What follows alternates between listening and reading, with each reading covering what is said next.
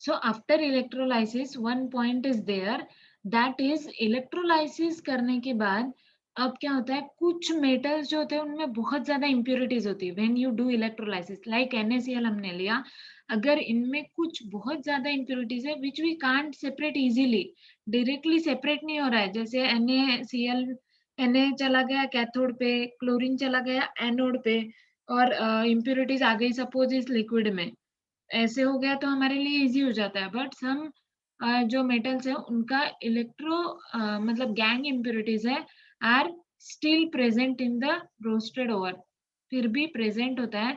तो ऐसे टाइम पे क्या करना है, तो ऐसे टाइम पे हम उस गैंग में ऐड करते हैं flux. So we add flux in the gangue, that is हमारा जो इम्प्योरिटीज है उनको गैंग बोलते हैं, and there is a formation of slag. Now what is slag? slag slag is the fusible mass जो कि easily separate हो जाता है। तो ये जो है slag, ये nothing but impurity है, but ये impurity कब separate हुई, when we added flux into your electrolytic solution।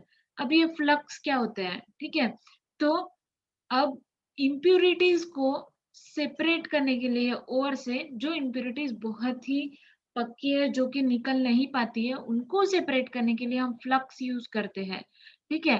तो ये जो स्लैग है, ठीक है, तो ये कब फॉर्म होता है, जब हम फ्लक्स यूज करते हैं। तो अब ये जो स्लैग है क्या होगा कि ये स्लैग फ्लक्स डालने के बाद में ये स्लैग जो है ये ऊपर ऐसे तैरता है, वो जो लिक्विड है उसके ऊपर ही तैरता है। तो हम क्या कर लेते हैं, इसको सेपरेट कर लेते हैं। तो अब ये जो इम्प्यूरिटी है it is in the form of slag, हमने सेपरेट कर ली, तो इट इज इजी नाउ। तो इसलिए फ्लक्स यूज करते हैं। तो अलग अलग टाइप के फ्लक्स होते हैं। तो फ्लक्स आर डिपेंडेंट ऑन जो टाइप की इम्प्यूरिटी है। अगर इम्प्यूरिटी एसिडिक है तो फ्लक्स रहेगा बेसिक, अगर इम्प्यूरिटी बेसिक है तो फ्लक्स रहेगा एसिडिक। समझ में आ रहा है?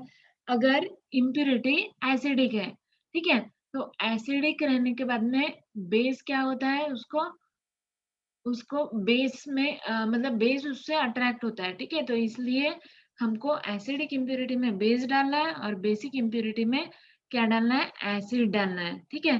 तो that is what it is known as flux.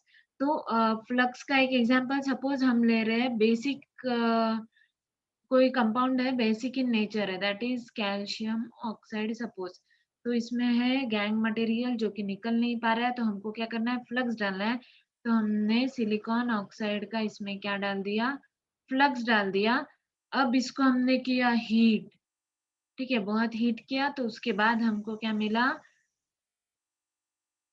Calcium silicate. ये क्या है, calcium silicate is a slag, it is nothing but slag, जो कि ऊपर तैरेगा और हम इसको निकाल लेंगे। तो ये क्या हुआ, इट इज अ जो इम्प्योरिटी इजीली निकल नहीं पाती, विच आर नॉन फ्यूजिबल, जो फ्यूज नहीं होती इजीली, लाइक कैथोड एनोड पे, उनको हम क्या कन्वर्ट करते हैं, स्लैग में कन्वर्ट करते हैं। तो इसको बोलते हैं एसिडिक फ्लक्सेस और बेसिक फ्लक्सेस, ठीक है। एसिड फ्लक्सेस में भी हम एसिडिक फ्लक्स यूज करेंगे ऐसे, ठीक है। Suppose impurity is in the form of ये बेसिक फ्लक्स में, अगर तो ऐसे टाइप में इसका अपोजिट हम यहाँ पे एसिड फ्लक्स में कर सकते हैं, ठीक है। तो समझ गया कि ये होता है fluxes which are used in electrolysis to remove infusible impurities, okay।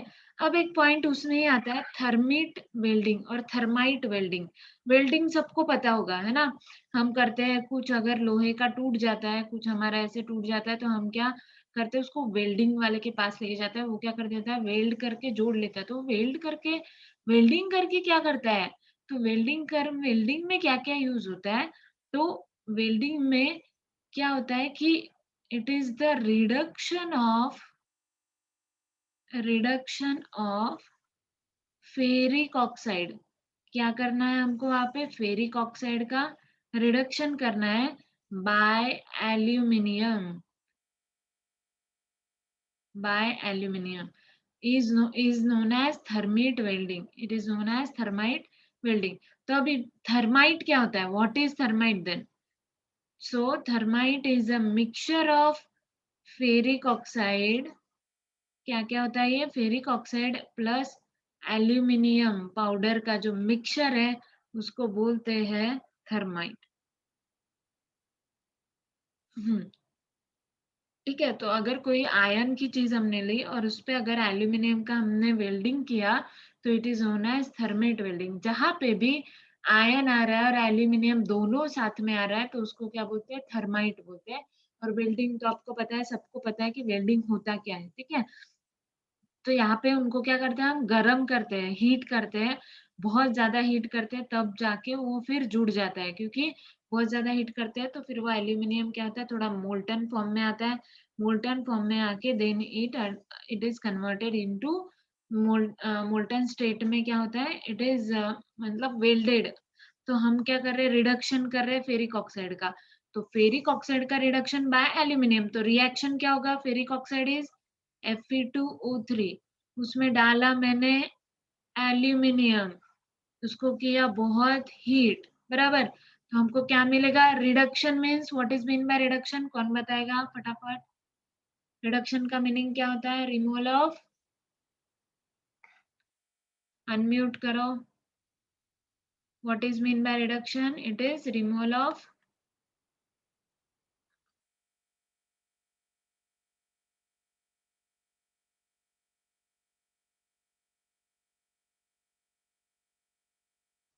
What is mean by reduction, unmute करो।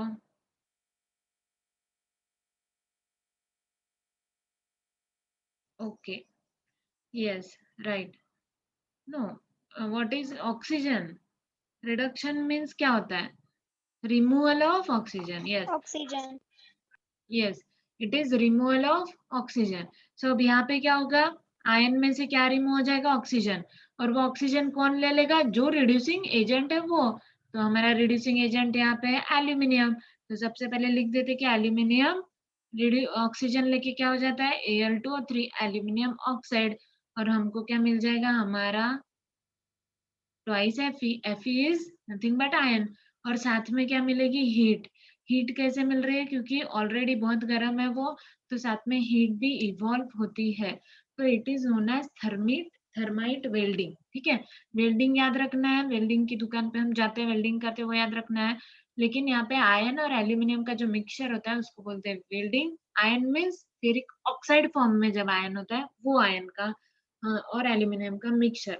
और रिडक्शन यहाँ पे जब ऑक्साइड फॉर्म के एल्यूमिनियम आयन का होता है by aluminium, it is known as thermite welding, ठीक है। तो ये सब हुआ टू रिड्यूस द इम्प्यूरिटीज। हमने क्या किया, यहाँ पे जो फेरिक ऑक्साइड ओवर है उसका इम्प्यूरिटीज हमने निकाल के यहाँ पे हमने प्योर फेरस आयन में उसको कन्वर्ट किया, ठीक है। तो ये सब था इलेक्ट्रोलाइसिस के बारे में। अब नेक्स्ट मेथड है हमारा रिफाइनिंग ऑफ इम्प्योर मेटल। अब रिफाइंड ऑयल सबने सुना हुआ है कि रिफाइंड ऑयल क्या होता है, ठीक है। तो रिफाइंड मतलब प्योर ऑयल जिसमें से हमने इम्प्यूरिटीज पूरी निकाल ली है, ठीक है। तो वो एकदम क्लियर होता है, तो इट इज प्योर ऑयल। तो अब रिफाइनिंग किसका करेंगे, जो इम्प्योर है। तो हमारा क्या है यहाँ पे, इम्प्योर मेटल्स है ना। तो मेटल को हमको रिफाइन करना है। तो हम अब रिफाइन कैसे करेंगे, हम देखना कि हम लोग हर चीज क्या जा रहे हैं, स्टेप वाइज जा रहे हैं। पहले हमने किया कि मेटल ओवर का कंसंट्रेशन देखा, फिर उसके बाद में हमने ओवर में से मेटल को निकाला, फिर कैसे कौन से फॉर्म में निकाला, मेटल ऑक्साइड फॉर्म में निकाला। फिर मेटल ऑक्साइड जो मिला उसको रिड्यूस किया। अब रिड्यूस करने के बाद में हमको क्या करना है, मेटल को जो इम्प्योर है उसको क्या करना है, रिफाइन करना है। तो अब रिफाइन करने के लिए भी हमको यही प्रोसीजर है, इलेक्ट्रोलाइसिस। इजीली मेटल कुछ आप बोलोगे कि धो लेंगे तो ऐसे क्लीन होता नहीं है। हमको क्या करना पड़ता है, वहां पे कुछ ना कुछ उसमें करंट पास करके या कुछ करके इलेक्ट्रोलाइसिस रिफाइनिंग करना है। तो मेन मैं ऊपर ऊपर बता देती हूँ कि इलेक्ट्रोलाइसिस रिफाइनिंग होता क्या है। इलेक्ट्रोलाइसिस आ गया मतलब दो चीजें तो पक्का है हमारी, दैट इज कैथोड और एनोड हमारे पास है, ठीक है। और हमने इसको लगा दी बैटरी, हो गया। अब इसमें हम कोई लिक्विड डालेंगे डिपेंडिंग ऑन दैट कैथोड और एनोड जो भी हम यूज कर रहे हैं, ठीक है। अब नेक्स्ट हमको क्या करना है कि हमारा मेटल है इम्प्योर, उस मेटल को एनोड पे डालना है, ठीक है। एनोड जो है, एनोड उस मेटल का बनाना है इम्प्योर मेटल। ये एनोड है and it is of impure metal. ठीक है, जो इम्प्योर मेटल है वो हमने डाल दिया एनोड पे। ठीक है, और जो प्योर मेटल है उसका प्योर फॉर्म है वो हम थीन स्ट्रिप हम इस पे रखेंगे, वो रखेंगे कैथोड पे। बराबर समझिए? कैथोड पे प्योर मेटल, एनोड पे इम्प्योर मेटल। ठीक है, अब मैंने क्या किया कि यहाँ पे हमने जो मेटल है वो इलेक्ट्रोलाइट उसका बनाएंगे, is made up of suitable metal salt of the metal. ये जो इसमें हम इलेक्ट्रोलाइट डालेंगे लिक्विड, वो किसका रहेगा? इसी मेटल का। सपोज हम यहाँ पे सपोज एल्यूमिनियम मेटल का यहाँ पे इलेक्ट्रोलाइटिक रिफाइनिंग कर रहे हैं, तो एल्यूमिनियम मेटल का इम्प्योर फॉर्म मैंने ले लिया एनोड पे और प्योर फॉर्म मैंने उसका ले लिया कैथोड पे। अब मैं क्या करूंगी कि यहाँ पे डालूंगी सॉल्ट सॉल्यूशन, एल्यूमिनियम का सॉल्ट सॉल्यूशन। तो अब ये सॉल्ट सॉल्यूशन डालने के बाद अब क्या करना है? इलेक्ट्रिसिटी को ऑन करो। जैसे इलेक्ट्रिसिटी ऑन होगी, इसमें से इलेक्ट्रिक करंट पास होगा कैथोड एनोड, एनोड कैथोड से। और ये जो बैटरी है, फिर इसके बाद क्या होता है कि थोड़ी देर बाद अगर आप देखो तो सारी इम्प्यूरिटीज जो है वो कैथोड के नीचे ऐसे जमा हो जाती है। तो ये जो इम्प्यूरिटीज कैथोड के नीचे जमा हुई है, it is nothing but impure metal, your impure metal.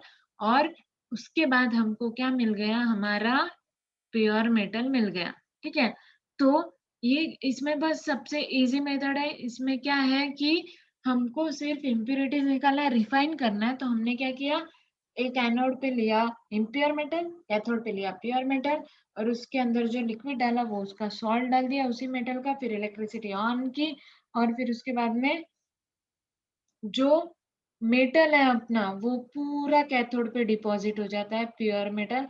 और जो इम्प्योरिटीज है वो एनोड के नीचे, पूरी इम्प्योरिटीज एनोड ब्लॉक के नीचे इसमें आ जाती है सॉल्यूशन में, या फिर एनोड पे आ जाती है। सो the impurities remain insoluble in the electrolyte and they are called anode mud। उनको हम क्या बोलेंगे? एनोड मड, क्योंकि वो इनसोल्यूबल रहती है मड में, इन द फॉर्म ऑफ मड। तो हमको क्या समझ में आता है देख के से ही, इनसोल्यूबल होने के कारण, कि हाँ हमारा मड जो है it is nothing but impurity of our metal and now our metal is become refined and pure. समझ में आया मेन कंसेप्ट क्या है इसका, कि मेथड में क्या होता है? रिफाइनिंग मेथड में समझ में आ गया सबको? समझ में आ गया इन? ठीक है, तो अब Yes. ओके, तो now we will see one one example of it. ठीक है, अब हमने देख लिया, जनरल आइडिया मैंने बता दिया आपको। अब हम एक एग्जांपल देखेंगे उसका। ठीक है, कि इलेक्ट्रोलाइटिक रिफाइनिंग कैसे होता है। अब इलेक्ट्रोलाइटिक रिफाइनिंग, हम एक कोई मेटल ले लेते हैं, electrolytic refining of copper. Copper का रिफाइनिंग कैसे करेंगे वो हम देखते हैं। ठीक है, तो हमने क्या लिया? अब टैंक ली, इलेक्ट्रोलाइटिक टैंक। वो तो हमारा फिक्स है कि हमको टैंक लेना है। टैंक में हो गए हमारे, हमने क्या डाल दिया यहाँ पे? सॉल्यूशन डाला, किसका? Salt of copper. तो हम लेंगे CuSO4, copper sulphate plus dilute H2SO4। ठीक है, सॉल्ट लिया प्लस उसमें एसिड ऐड किया, ताकि जब हम बैटरी लगाए तो इलेक्ट्रिक करंट पास होगा। ठीक है, क्योंकि H पॉजिटिव आयंस रहेंगे तो इजीली इलेक्ट्रिक करंट पास होगा। ठीक है, फिर उसके बाद में ब्लॉक ऑफ इम्प्योर कॉपर हमने लिया, इम्प्योर कॉपर का एक ब्लॉक लिया, वो एनोड पे रख दिया, और दूसरा हाईली प्योर कॉपर यहाँ पे लिया, वो रख दिया कैथोड पे। और हमने यहाँ पे क्या लगा दी? बैटरी, बैटरी लगा दी। ठीक है, थोड़ा टेढ़ा हो गया डायग्राम बट समझ लेना। ठीक है, तो अब हमने यहाँ पे बैटरी लगा दी और सेल लगा दिए। अब हम क्या करेंगे? बैटरी ऑन करेंगे, इलेक्ट्रिक करंट पास होगा। इलेक्ट्रिक करंट पास होगा तो जो एनोड के जो इम्प्योर मेटल है उसके इलेक्ट्रोलाइट जो है, एनोड एनोड के जो एटम्स है वो कहाँ पे जाएंगे? इस इलेक्ट्रोलाइट में जाएंगे, क्योंकि वो इम्प्योर है। ठीक है, तो वो इस इलेक्ट्रोलाइट में जाएंगे। Impurities is absorb by this electrolyte, और यहाँ पे उनका क्या होगा, एनोड मड यहाँ पे फॉर्म होगा इन कॉपर सल्फेट सॉल्यूशन, ठीक है। और वो जो मड है it is nothing but your impurities. तो अब हम देखेंगे रिएक्शन कि कैथोड पे क्या रिएक्शन हो रही है और एनोड पे क्या रिएक्शन हो रही है। तो कैथोड पे क्या है हमारा, copper ion Cu2 positive copper ion है, ठीक है। तो अब उसका क्या हुआ है, रिडक्शन होगा, ठीक है। रिडक्शन के बाद अब हमको क्या मिल रहा है, कैथोड पे कॉपर ही मिल रहा है, कैथोड पे, ठीक है। अब नेक्स्ट एट एनोड, एनोड पे क्या है, कॉपर है बट इट इज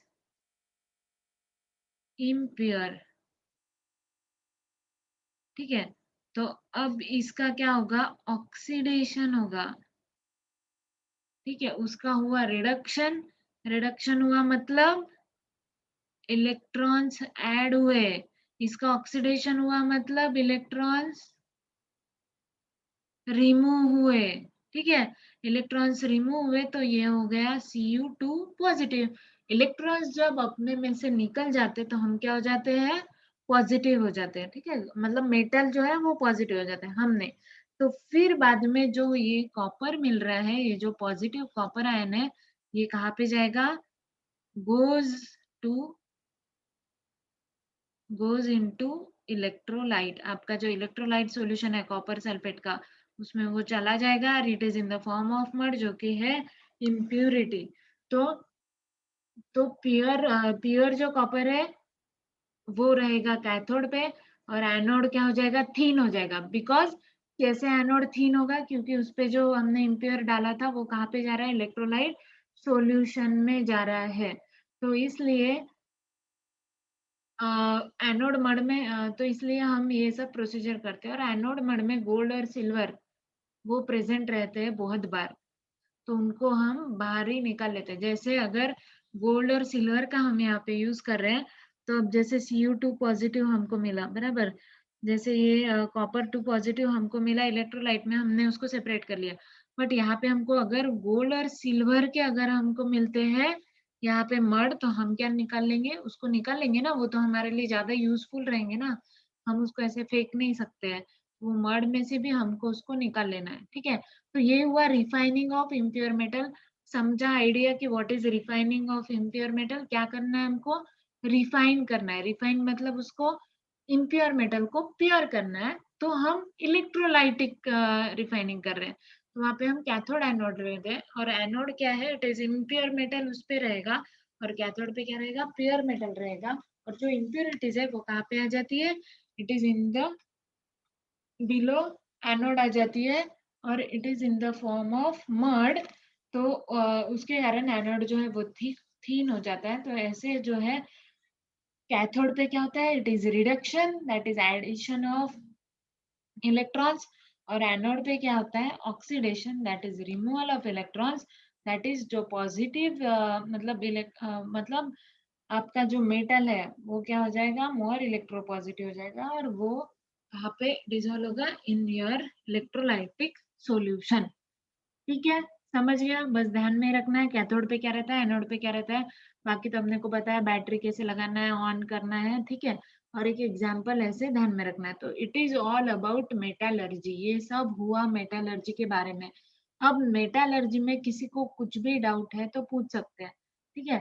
मेटालर्जी में हमने कौन से स्टेप्स देखे, पहले तो हमने देखा ओर को हम कन्वर्ट करते हैं इनटू प्योर मेटल।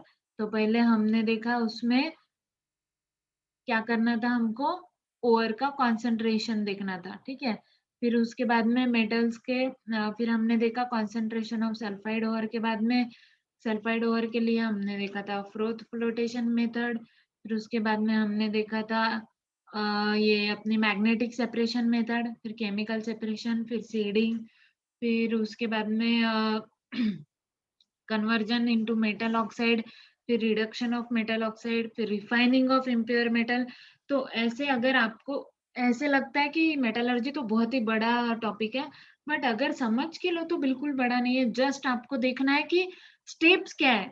अगर आपको कुछ मैं क्लीन करने दूं तो you you will go step wise ना, स्टेप वाइज जाओगे ना, आपको अगर मैं दूँ कुछ क्लीन करने, तो पहले उसको ऐसे ब्रश से साफ करोगे, पहले सिंपली ड्राई ब्रश से, फिर उस पे कुछ अप्लाई करोगे, है ना? तो बस यहाँ पे भी वही करना है, मेटल इम्प्यूरिटीज़ में से मेटल हमको निकालना है, तो पहले हम उसमें देखेंगे इम्प्यूरिटीज़ कितनी है, फिर उसके बाद में इम्प्यूरिटीज़ को निकालेंगे, बराबर? फिर नेक्स्ट मेथड में हम क्या देखेंगे कि वो जो इम्प्यूरिटी है, तो वो कौन से फॉर्म में इज़िली निकल सकती है? तो ऑक्साइड फॉर्म में। तो पहले उस मेटल को ऑक्साइड फॉर्म में कन्वर्ट कर दो, फिर नेक्स्ट पार्ट में अब ऑक्साइड फॉर्म में जो मेटल है उसको क्या करना पड़ेगा, हमको मेटल निकालना है। ऑक्साइड इज नथिंग बट ये भी क्या हुआ, it is nothing but impurity हो गई, क्योंकि हमको प्योर मेटल चाहिए, है ना? तो मेटल ऑक्साइड में से ऑक्साइड निकालने के लिए क्या करना पड़ेगा, removal of oxygen means reduction, तो उसका रिडक्शन कर दो। रिडक्शन के लिए अलग अलग प्रोसीजर देखिए कि reduction by heat, reduction by chemical, फिर देखा इलेक्ट्रोलाइटिक रिडक्शन जो कि होता है सोडियम पोटेशियम इनमें होता है। फिर उसके बाद में हमने देखा कि उसमें फ्लक्स ऐड करते हैं इम्प्यूरिटीज एक्स्ट्रा निकालने के लिए। फिर उसके बाद में देखा कि अब जो मिला है उसको रिफाइन कैसे करेंगे उस मेटल को, तो रिफाइन करने के लिए भी हमने किया इलेक्ट्रोलाइटिक रिफाइनिंग। उसमें भी बस कैथोड एनोड लगाओ और एनोड पे इम्प्योर, कैथोड पे प्योर, फिर ऑन कर दो बैटरी, फिर उसके बाद में mud in the form of mud impurities आ जाएगी बिलो एनोड। तो ये सब हुआ अबाउट मेटलर्जी, ठीक है? तो लगता है कि आपको समझ गया है, किसी ने कुछ क्वेश्चन किया नहीं है अभी तक, it means you have got it. If you have any doubt you can ask me, okay? अगर फिर भी कोई डाउट है, कुछ भी लगता है, तो you can ask me any time, okay? अब नेक्स्ट है हमारा अलॉयज। अब एक पॉइंट है ये अलॉयज, ये जस्ट देख लेते हैं कि क्या है अलॉयज, ठीक है? तो अलॉय इज नथिंग बट, कौन बताएगा, कोई बता पाएगा अलॉय क्या होता है? कोई बता पाएगा व्हाट इज अलॉय? मेटल से रिलेटेड कुछ ना कुछ है, बराबर, बट क्या है, व्हाट इज अलॉय? ये वर्ड हो चुका है, पहले भी मैंने बताया था। क्या है अलॉय, कोई बता सकता है? Anyone? Yes, right, Vedant. It is a mixture of metals. Okay. Alloy is nothing but mixture of metal. कहाँ पे हुआ था हमारा ये? करोजन में। करोजन में हम क्या करते हैं कि अगर कोई मेटल करोड होता है तो उसमें हम दूसरा मेटल ऐड करके उसको बना देते हैं ताकि उसका करोडिंग प्रॉपर्टी कम हो जाए। तो it is nothing but alloy. तो ये सब हम देखेंगे कि अलॉयज होते क्या है, ठीक है? तो alloys is nothing but metal mixture of two और मोर मेटल्स, ठीक है? तो ये जो होता है, तो इट में बी होमोजेनियस मिक्सचर। तो ये मिक्सचर क्या होता है, होमोजेनियस होता है। होमोजेनियस मतलब इक्वल अमाउंट में ऐड करते हैं। सपोज 1 ग्राम में 1 ग्राम कोई चीज ऐड कर रहे हैं तो उसमें 1 ही ग्राम दूसरी चीज ऐड कर रहे हैं, तो it is known as homogeneous mixture, ठीक है? तो उससे क्या होता है, उसकी फिजिकल प्रॉपर्टी में चेंजेस आते हैं, राइट? जैसे हम बोलते हैं कि स्टेनलेस स्टील है, तो स्टेनलेस स्टील में ज्यादा चमक है देन स्टील, तो उसमें हमने कुछ तो ऐड किया है ऐसा, तो वो मेटल का अलॉय हमने बनाया है ना? तो ये स्टील भी जो है एल्यूमिनियम, तो ये मेटल का अलॉय हमने जो बनाया है, उसके कारण वो ज्यादा चमकता है। तो हमको क्या करना है, उसको और अच्छा करने के लिए, हर चीज को और अच्छा करने के लिए हम क्या करते हैं, उसका अलॉय बनाते हैं। जैसे कि रस्ट हो जाता है, रस्ट इज इन आयन, ठीक है?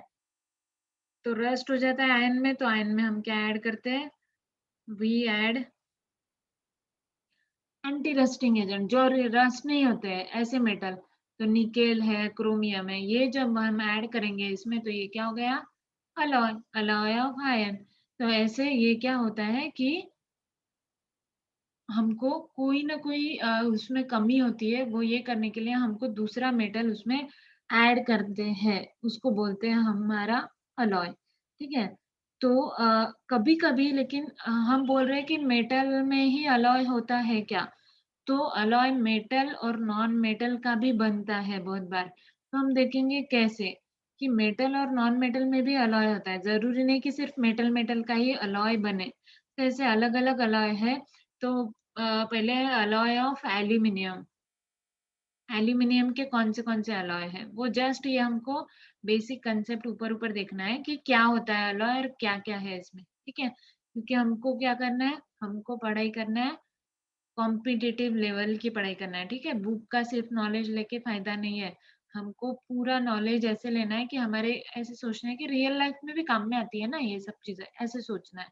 ठीक है, तो अलॉय ऑफ एल्यूमिनियम, तो एल्यूमिनियम के अलॉय मतलब एल्यूमिनियम के साथ उसमें कुछ तो भी है। तो पहला एल्यूमिनियम का अलॉय है, it is dura aluminium, it is dura aluminium alloy. तो ड्यूरा एल्यूमिनियम अलॉय जो होता है उसमें क्या क्या होता है, एक तो एल्यूमिनियम है और दूसरा होता है इट इज कॉपर। तो एल्यूमिनियम और कॉपर का जब भी मिक्सचर हो तो उसको क्या बोलते हैं, ड्यूरा एल्यूमिनियम। तो उसको उसके बहुत यूजेस है कि it is corrosion resistant, it is very strong, कुछ ना कुछ यूज होता है तभी बनाते हैं। ठीक है, तो ये कहाँ कहाँ यूज होता है, कार इंजिन में यूज होता है। तो कार इंजिन में कैसा चाहिए भाई metal, it should be strong. तो सिर्फ एल्यूमिनियम यूज नहीं करते, इसलिए उसमें क्या डाला है, कॉपर डाला है। बहुत बार इसमें ऐड करते हैं मैग्नीशियम 0.5%, एकदम इतना सा ही मैग्नीशियम स्वादानुसार, जैसे नमक ऐड करते हैं ना स्वाद अनुसार, वैसे ड्यूर एल्यूमिनियम में मैग्नीशियम स्वाद अनुसार ऐड किया हुआ है। ठीक है, अब दूसरा अलॉय है इट इज मैग्नेलियम। अब नाम से ही पता चलता है भाई मैग्ना है, मैग्ना मीन्स कौन सा है मेटल, एक तो हम एल्यूमिनियम वाला देख रहे तो एक तो एल्यूमिनियम हो गया, दूसरा क्या हुआ, नाम से पता चल रहा है मैग्ना मीन्स इसमें है मैग्नीशियम एडेड है। तो ये सब, ये अलॉय जो है, तो ये जो है it is use in instruments, instrument में यूज करते हैं इस अलॉय को, इंस्ट्रूमेंट्स बनाने में अलग अलग। मैग्नेलियम, ठीक है। नेक्स्ट है अल्निको। अब अल्निको जो है उसमें क्या क्या होगा, नाम से ही दिखता है, एक तो एल्यूमिनियम है हमको पता है, ठीक है, aluminium L, ni means it is nickel and CO means it is cobalt। तो अल्निको नाम से पता चलता है, अल्निको में क्या क्या है, एल्यूमिनियम, निकेल, कोबाल्ट, और एक एक्स्ट्रा है जो नाम में नहीं है वो है Fe, दैट इज आयरन। तो इसमें ये चारों है, तो इसको क्या होती है, मैग्नेटिक प्रॉपर्टी होती है। तो जो मैग्नेट्स हम यूज करते हैं ना, मैग्नेट्स अलग अलग चीजों में, कार के इसमें भी यूज करते हैं। तो ये जो मैग्नेटिक प्रॉपर्टी है वो है, मतलब किस में है, due to aluminium, nickel, cobalt and iron. Okay, alnico समझ गया कि एलॉयज ऑफ एल्यूमिनियम कौन से है, एक है dur aluminium which is aluminium and copper, और मैग्नीशियम थोड़ा सा, magnalium, aluminium and magnesium, alnico means aluminium, nickel, cobalt and iron. ठीक है, अब है अलॉयज ऑफ आयरन, आयरन के अलॉयज, ये अपने मतलब लाइफ में, डेली लाइफ में यूज होता है। ठीक है, तो आयरन के जो अलॉयज है, पहला है स्टील, सबको पता है स्टील क्या होता है, बराबर। तो स्टील में क्या है, 99% है आयरन, और 0.5% क्या है इसमें, कार्बन। कार्बन क्या है, इट इज नॉन मेटल। तो ये अलॉय है जो स्टील हम डेली में यूज करते हैं, it is nothing but alloy of metal and non metal, जिसमें 99% है आपका आयन, और 0.5% इतना सा ही क्या है, इट इज कार्बन देयर। तो स्टील सबको पता है, यूजेस बताने की जरूरत नहीं है। और कार्बन का मतलब कार्बन का जो परसेंटेज है वो 0.5% से 1.5% तक भी जा सकता है इसमें। ठीक है, उससे ज्यादा नहीं होता है। तो रेलवे लाइंस में, ब्रिजेस में, बिल्डिंग्स में ये यूज करते हैं। अब दूसरा जो है वो है अपना स्टेनलेस स्टील, जो हम यूज करते हैं बहुत बार, स्टेनलेस स्टील। स्टेनलेस मतलब जिसमें स्टेन नहीं है, जो कि बहुत चमकता है ना। स्टील उतना नहीं चमकता जितना स्टेनलेस स्टील चमकता है। तो अब चमक किससे आएंगी, निकेल और क्रोमियम से आएंगे। तो हमने क्या किया, स्टील में क्या ऐड किया, to have shining attractive look, हमने ऐड किया निकेल और chromium in the steel. Steel क्या होता है, it is nothing but iron and carbon, उसमें हमने निकेल और क्रोमियम ऐड किया, तो हमारा क्या हो गया, स्टेनलेस स्टील बन गया। ठीक है, समझ गया। तो ये दो है अलॉयज ऑफ आयरन। अब नेक्स्ट हम देखेंगे that is alloy of copper. ये तीन चीजें हमारे लाइफ में इंपॉर्टेंट है, कौन से अलॉय होते हैं, क्या होते हैं। तो ये है alloy of copper. 1 minute। So it is alloy of copper। Next point, अब कॉपर का अलॉय कौन सा होता है, ठीक है। तो अब कॉपर का जो अलॉय होता है it is nothing but, copper क्या है, इट इज स्ट्रॉन्ग नहीं है वो मेटल, कैसा है, सॉफ्ट मेटल है, और कैसा है, डल है ना, कॉपर डल है, और बहुत जल्दी क्या हो जाता है, ऑक्सीडाइज हो जाता है। जैसे कॉपर का कोई बर्तन है, अगर आप उसको है ना गैस पे रख दो, गर्म कर दो, तो वो पूरा काला हो जाता है ना, तो बहुत जल्दी क्या हो जाता है, ऑक्सीडाइज हो जाता है, इसलिए फिर वो अनअट्रैक्टिव और डल दिखने लग जाता है और ज्यादा। इसलिए हमको उसका अलॉय बनाना पड़ता है विद जिंक और निकेल और अलग अलग इससे। तो ये इसमें कौन सा है, पहला है हमारा brass. Brass is a alloy of copper, जिसमें क्या है, कॉपर तो रहेगा ही, प्लस है जिंक, और इसमें 80% होता है कॉपर और 20% क्या होता है, जिंक होता है ब्रास में।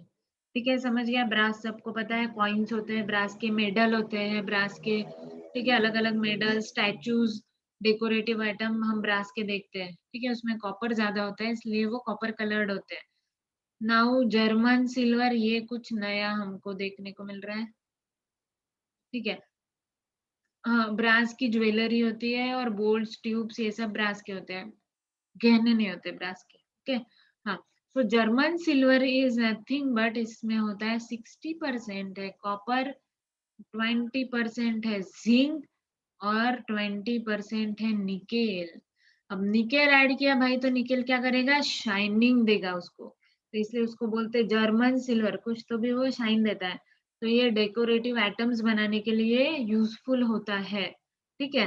और उसके बाद में हम देखेंगे ब्रॉन्ज, ठीक है। तो ब्रॉन्ज मेडल होता है, बराबर, ब्रॉन्ज के मेडल होते हैं, और ये स्टैचूज और कॉइन्स होते हैं। हाँ, तो ब्रॉन्ज में होता है 90% है कॉपर एंड 1% है टीन। टीन 1% ऐड किया हुआ है, और 90% क्या ऐड किया हुआ है, कॉपर। कॉपर, ठीक है, समझ गया। तो ये तीन अलॉय हमने देखे, that is alloy of aluminium, dur aluminium, magnesium, फिर अल्निको, फिर उसके अंदर अलॉय ऑफ आयरन, स्टील और स्टेनलेस स्टील, उसके अंदर alloys of copper, brass, bronze, German silver, ठीक है। अब नेक्स्ट है एक अमलगम। अमलगम वर्ड आपने शायद सुना होगा, और आगे बहुत ही सुनने में आएगा अमलगम वर्ड, कोई भी बोलेगा अमलगम, तो अमलगम बोलते से हमको क्या ध्यान में आना चाहिए, मर्क्यूरी। तो मर्क्यूरी का जो अलॉय होता है उसको बोलते हैं अमलगम। तो अमलगम वर्ड जहां पे भी आता है तो हमको क्या बोलना है, इट इज मर्क्यूरी, वहां पे मर्क्यूरी है ही। सो अमलगम सॉलिड भी होता है और लिक्विड भी होता है, दोनों फॉर्म में होता है। तो it is use as a reducing agent बहुत जगह पे, जैसे सोडियम अमलगम है, मैग्नीशियम अमलगम है, तो it is use as reducing agent. Sodium amalgam मतलब sodium and mercury, magnesium amalgam मतलब मैग्नीशियम एंड मर्क्यूरी। तो ये अमलगम जो है बहुत बार रिएक्शन में यूज होता है, ठीक है। तो रेट ऑफ रिएक्शन बढ़ाने के लिए, क्योंकि वो रिड्यूसिंग एजेंट बोल के यूज करते हैं हम उसका। हाँ, तो ये यहाँ पे हम देखते हैं फोटो में हमको दिखाई देगा ब्रॉन्ज। ब्रॉन्ज क्या है, इट इज कॉपर और टीन, बराबर। ये हो गया कॉपर का अलॉय। दूसरा है गोल्ड, जो है 18 के गोल्ड, 18 कैरेट गोल्ड होता है, उसमें क्या होता है, कॉपर होता है, सिल्वर भी होता है, ठीक है, थोड़ा सा 18 कैरेट गोल्ड में। लेकिन 24 कैरेट गोल्ड में सिर्फ गोल्ड होता है बोलते हैं, लेकिन थोड़ा बहुत कॉपर होता है, बिकॉज गोल्ड अकेला जब होता है तो it is in semi liquid, semi solid form, तो उसका गहना बनना पॉसिबल नहीं है, इसलिए उसमें कॉपर थोड़ा तो ऐड करना ही पड़ता है 24 कैरेट में भी, ठीक है। तो इट इज ऑल्सो, गोल्ड भी क्या हुआ, it is also copper alloy, हम बोल सकते हैं 18 कैरेट गोल्ड को। उसके बाद में ब्रास भी, इट इज कॉपर अलॉय, जिसमें कॉपर और जिंक होता है। फिर कास्ट आयन, कास्ट आयन मतलब क्या होता है, जो हम जो यूज करते हैं ना, जिसको नॉन स्टिक तवा ना, नॉन स्टिक बर्तन हम जो यूज करते हैं, उसमें क्या होता है, आयरन एंड कार्बन। और आयरन एंड कार्बन और किस में होता है, स्टील में, बराबर। तो ये लेकिन परसेंटेज अलग अलग है थोड़ा। और स्टर्लिंग सिल्वर, उसमें भी क्या होता है, कॉपर एंड सिल्वर, ठीक है। तो ये है अलॉयज, मतलब कुछ एग्जाम्पल्स। ये प्रॉपर्टीज ऑफ अलॉयज आप यहाँ पे देख सकते हो कि ब्रॉन्ज की कौन सी प्रॉपर्टी है, हार्ड है, स्ट्रॉन्ग है, कहाँ पे यूज करते हैं स्टैचूज मोन्यूमेंट्स में। Brass is also harder than copper, मतलब उसको हार्ड बनाने के लिए कॉपर जनरली ज्यादा हार्ड नहीं होता, इसलिए उसको हार्ड बनाने के लिए हम उसमें डालते हैं टीन, जिंक, तो ये सब। फिर स्टील भी क्या है, hard and strong. Stainless steel shiny होने के कारण। ड्यूरेल्यूमिनियम इज लाइट एंड स्ट्रॉन्ग। ठीक है। अब ये नया है प्यूटर, तो pewter is nothing but copper का ही है ये, तो इसमें टीन और एंटीमनी ऐड करते हैं, तो इट इज ऑल्सो लस्टर, मतलब चमक देता है। तो ये सब जो है मतलब ये सब चीजें हैं, ये सब चीजें हम यूज करते हैं to make alloys. Alloy, alloy जो है it is, alloy is nothing but mixture of two or more metals, और नॉन मेटल भी हमको बोलना पड़ेगा क्योंकि हमारा जो स्टील है it is nothing but alloy of metal and non metals। बराबर समझ गया कि क्या होता है अलॉयज। चलो अलॉयज के यूज क्या है, अब हम देखेंगे कि अलॉय बनाना क्यों है भाई। तो हमको तो पता चल गया वैसे कि क्यों बनाना है अलॉय। ठीक है, फिर भी हम देखते हैं अलॉयज क्या होते हैं।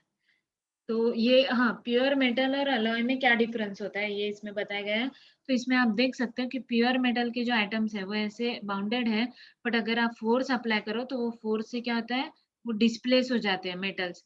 मतलब अगर एल्यूमिनियम ऐसे आप अगर कोई भी मेटल लो, जैसे कॉपर है, उसको अगर आप हैमर से मारो तो वो मेटल्स डिस्प्लेस हो जाते हैं एटम्स। बट अगर आप उसका अलॉय बनाओ, जैसे एक मेटल है उसमें दूसरा मेटल डालो, तो वो क्या हो जाता है, स्ट्रांग हो जाता है। अब इसको आप हैमर से मारो फिर भी ये चेंज नहीं होगा। ठीक है, या फिर थोड़ा बहुत ही चेंज होगा, डिस्प्लेसमेंट नहीं होगा। तो मतलब उसको स्ट्रांग बनाने के लिए हमने उसका अलॉय बनाया। ठीक है, तो ये अलॉयज है। अमलगम हमने अभी सुना था, मर्क्यूरी सिल्वर। ठीक है, फिर ब्रास ब्रॉन्ज अभी देखा। इलेक्ट्रम गोल्ड और सिल्वर का अलॉय है। प्यूटर इट इज अभी देखा कि एंटीमनी ऐड करते हैं उसमें, चमक के लिए बहुत सारे बर्तन और बहुत सारे स्टैचूज पे वो प्यूटर लगाते हैं। उसके बाद में sterling silver and copper steel जो है, ये सब हमने देखा अभी। ठीक है, अब प्रॉपर्टीज ऑफ अलॉयज। अलॉय के प्रॉपर्टीज क्या होता है, क्यों अलॉय बनाना चाहिए। तो चेंज इन हार्डनेस, हार्डनेस बदलने के लिए। बराबर, जैसे देखा कि कॉपर हार्ड नहीं है तो उसको हार्ड करने के लिए। रेजिस्टेंट टू करोजन, करोजन जैसे अगर आयन के बर्तन हम यूज करते हैं तो करोड हो जाते हैं, इसलिए आयन में ऐड किया कार्बन, हमको मिल गया स्टील जो करोड नहीं होता। Change in melting point, melting point किसी का अगर बहुत ही कम है, ज्यादा है, तो उसका यूज करने के लिए। अगर हम कोई बर्तन यूज करते हैं और उसका अगर उसमें हम सब्जी बना रहे हैं और अगर वो मेल्ट हो गया तो हमारे क्या काम का है, इसलिए हमने उसको अलॉय बनाया। अलॉय बनाया ताकि वो मेल्ट ना हो, है ना। फिर change in electric conductivity. Electric conductivity मतलब इलेक्ट्रिक करंट उसमें से पास होना चाहिए। ठीक है, तो जनरली क्या होता है कि metals are good conductor of electricity, but जो कुछ कुछ अलॉय है जैसे कि निकेल और कॉपर क्रोमियम के अलॉय है, तो they are poor conductor of electricity. इसलिए जो हीटर्स, ओवन्स वगैरह, गीजर होते हैं ना, तो हम उसमें वो यूज करते हैं। ठीक है, ताकि हमको करंट ना लगे।